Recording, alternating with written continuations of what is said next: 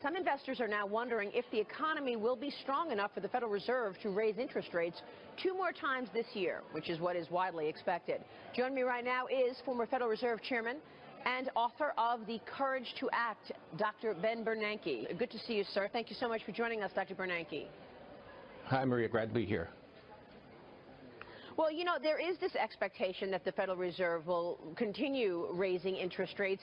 But what's your sense of the economy right now, sir? Because a lot of people are wondering and questioning if, in fact, it's even strong enough to see a string of interest rate hikes. And will the Fed sort of stomp out the growth that we're seeing just as it's gaining traction? What's your take on this? Well, you know, this recovery has been pretty persistent. We're going into the 8th or 9th year of expansion. Pretty consistent growth, lots of jobs, and I think looking forward, we still have a moderate growth outlook, and the Fed's going to continue its gradual rate tightening. So how would you characterize the economy right now? I feel like the consumer has shown some signs of weakness. You know, the retail environment has been spotty. The auto industry sort of rolling over in the first quarter. What are you seeing? Well, what the Fed is looking at is the fundamentals for consumption. Consumer wealth is up, house prices are up, jobs, 16 million jobs in the last few years, unemployment down, of course, consumer confidence is good. So all those things indicate that the consumer will be okay, and I think that's a big part of the story about why the Fed thinks the recovery is going to continue and why very cautiously and gradually they want to continue the tightening process. Okay, so would you say that it was more the business side of the economy that was really pressured over the last several years, or the consumer? Because I feel like the business sector has been sitting on cash for quite some time. No, that's right. So a disappointing aspect of the recovery has been capital investment, which has been, you know, not as strong as we would like. And we've seen a bit of improvement in the first quarter that capital investment was pretty decent.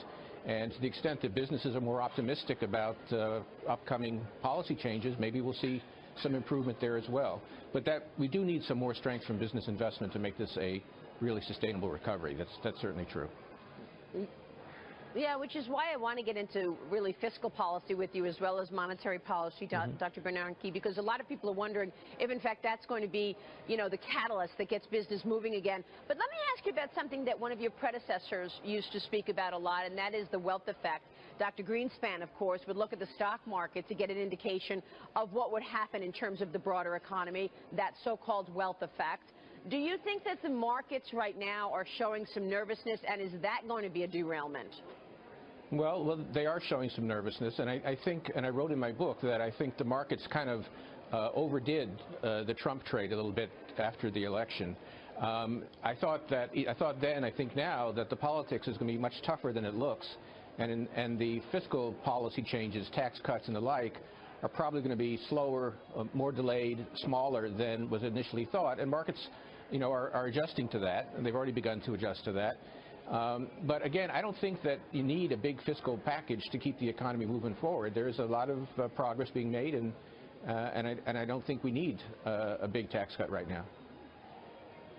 Yeah, I was reading some of your commentary about, you know, what the president has been talking about, and you basically say, you know, the idea that the economy was so weak during the campaign when Donald Trump was running as candidate was actually not what you were seeing at all, right? You write that in the New Forward in your book. Well, there's a paradox. I mean, you know, in terms of the recovery from the Great Recession, the U.S. economy is really doing quite well. You know, unemployment rate 4.4%. Stock market is up, as you mentioned. Job creation, confidence, all those things are very positive. But I have to give candidate Trump credit that he did identify some real dissatisfaction in the country, and it relates to some very long-term trends. A lot of inequality, slow wage growth, lots of things, you know, particularly in the, you know, the middle part of the country and among people with less education that have held them back and made them pretty dissatisfied. You say that right now things are looking a lot better, and that we are certainly seeing a good situation with unemployment where it is. But one of the economists that I speak with a lot looks at tax receipts and income. And she said, look, when you look at the tax receipts, you can see that Americans aren't making enough money to actually put back into the economy in terms of consumer spending. Do you worry about that? Well, I pay attention to that, too. I think that if you look at the job creation and the fact that wages are not going gangbusters, but they're growing more quickly now, between more jobs and higher wages, we are seeing more income. And it's reflected in when you ask consumers, you know, in the consumer confidence surveys, how do they feel about their own financial situations, they're more upbeat about that than they've been in quite a few years. So I do think that the engine of the recovery will continue to be consumers and households, and income has been strong enough that's going to support their spending. Let me get this straight. You're saying that you are in favor of Glass-Steagall, which breaks apart the two arms of banking, regular banking and commercial banking, except you don't want to break apart the two parts of banking. This is like something straight out of George Orwell. I've never said we're in favor of breaking up the banks. This is just bizarre. The idea that you can say we are in favor of Glass-Steagall but not breaking up the We never said we were in favor of Glass-Steagall. We said we were in favor of a 21st century Glass-Steagall. It couldn't be clearer. That was Treasury Secretary Steven Mnuchin testifying this past week in front of the Senate on Capitol Hill and having a bit of a back and forth there with Senator Elizabeth Warren about deregulation. And I am back with former Federal Reserve Chair Ben Bernanke talking about deregulation. Let's talk about Dodd-Frank and what you would like to see in terms of deregulation. Do you think that's necessary, and do you think this is welcome in terms of economic growth as well? Rolling back it's always a good idea. It's always a good idea to look at regulations. Of course, there are a lot of regulations out there. It's always a good idea to look at them and try to say, are they accomplishing what they're supposed to accomplish? How much cost, how much burden do they impose?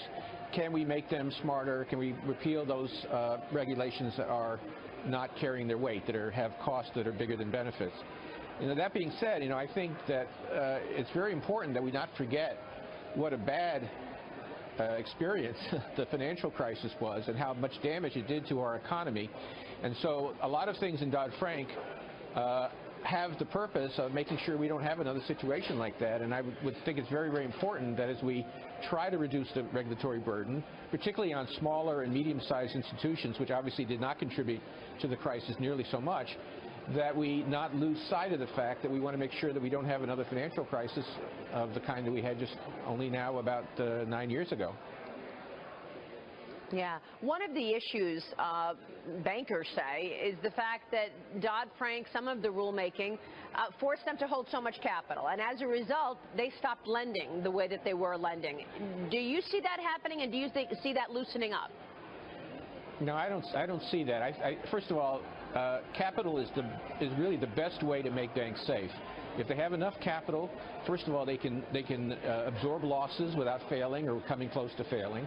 And secondly, their incentives are better. If they're essentially, when they have capital, it means they're investing their own money, and so they're going to have incentives to do it better and to be safer. So I think having capital, as adequate level of capital, is really very important. And one of the best things that happened to us here in the United States is that we've had our banks really get much better capitalized, and they're much safer and sounder than they were before the crisis. I mean, compare us to Europe, where they've had a lot more difficulty getting their banks back on a sound basis, and their economy is not doing that well. In terms of lending, I just don't think there's really any evidence, at least broadly speaking, that higher capital has impeded lending. Lending has been pretty solid. There are a few areas where it's taken some time. Mortgage lending, for example, was slow to start, and the standards are still pretty high for mortgage borrowers, but the housing sector is coming back and mortgage lending is coming back. Small business lending has always been a bit of a problem because large banks don't necessarily want to take the effort to make a loan to a corner pizza store or other small business. But generally speaking, overall lending has been very solid. It's grown faster than the economy, and I don't see any signs that high capital is choking off the economy. So what would you like to see changed in Dodd-Frank then? Well, again, I would start with the small and medium-sized institutions. The goal of Dodd-Frank was primarily to address the risks presented by the very largest institutions, and in many cases, the smallest institutions were kind of hit by, as a collateral damage from some of those changes. So that's clearly an area to look at. A number of regulators, including outgoing Fed Governor Dan Tarullo have talked about problems with the Volcker Rule, which is intended to prevent banks from doing proprietary trading on their own account. But there are a lot of practical problems with that rule, and maybe there are ways to make that simpler. Maybe there are ways to make the stress testing of banks, which is a way of assessing how much capital they have, particularly during a really tough period. I think that's really important, but maybe there are ways to make that a little bit less onerous for banks. So I think there are a lot of ways and a lot of small rules and regulations that probably can be modified to reduce the cost. Welcome back. Tough week for markets. The Dow Industrial is hitting the lowest level in a month this week after the administration's controversial firing of FBI Director James Comey. And then the revelation that Comey wrote a memo detailing a conversation that could signal that the president talked about pressuring Comey to drop his investigation of Michael Flynn. President Trump said that that was not true at the end of the week. Investors, though, are questioning whether all of this drama is going to stop or derail the president's pledge to reform taxes. We are back right now with former Federal Reserve Chairman Dr. Ben Bernanke talking with us today about monetary policy and fiscal policy.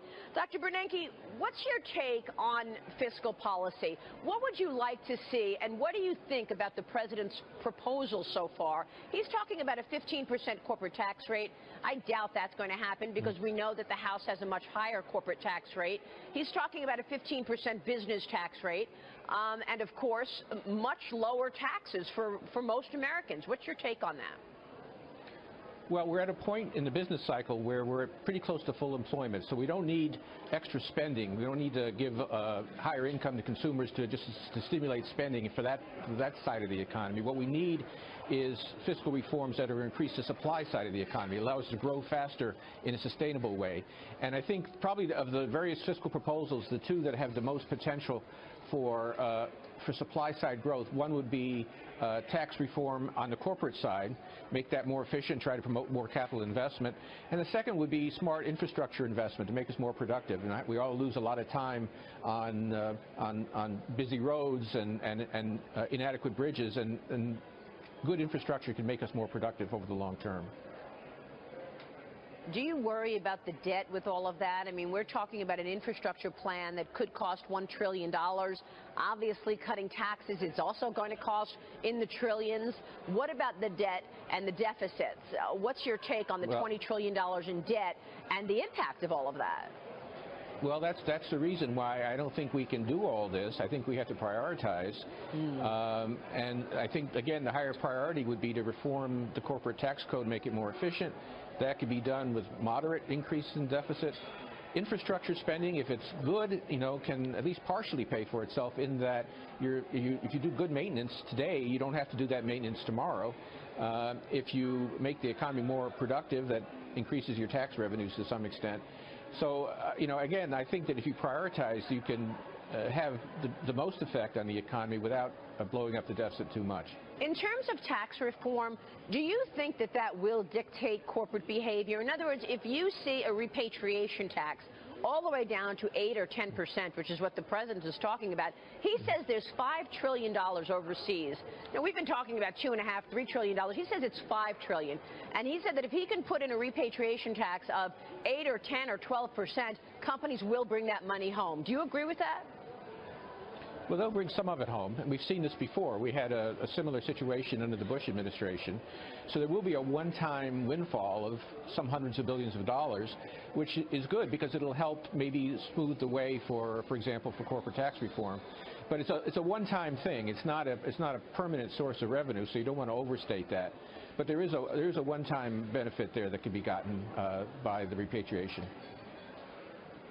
But look, we've had a week of debate and of criticisms about what went on over the Jim Comey affair and why the president fired Jim Comey when he did. Do you think that's the kind of situation that could stall the Senate, whereas the Senate is focused on Jim Comey, this Russia investigation, and they're not talking about tax reform, and they're not talking about health care reform? What's your take? I mean, that's what the markets are saying, obviously. I live in Washington. I'm not really a political prognosticator. You know, the House of Representatives says, Paul Ryan, people like that say that they're going to continue to, Mitch McConnell say they're going to continue to pursue their program, notwithstanding all the noise coming out of the administration. So we'll see if they can do that. I mean, they will try certainly to pursue their various programs. But clearly it does create more distraction and will require more time on the floor in the House and the Senate. So I'm sure it will slow down the process. Whether it will derail it, I think, is a little early to tell. Yeah, I guess people feel that tax reform is so necessary to actually move the needle on economic growth. Why has it been so hard to do? Well, it's you know, it's very contentious. I mean, take corporate tax reform, for example. What most economists would suggest that you should try to reduce the rate on tax profits, but pay for that by eliminating loopholes and exemptions and making the tax code, you know, flatter and more fair. The trouble is that, you know, if your exemption and my loophole, we defend those if we possibly can, and so every change that's proposed is going to have both defenders and antagonists. So politically it's very difficult, and there's been a lot of talk in Congress about corporate tax reform going back into the previous administration, but it was very difficult to get agreement on exactly how to do it, and that's the challenge. Dr. Bernanke, it's been a pleasure speaking with you today. Thanks so much for joining us. Thank you.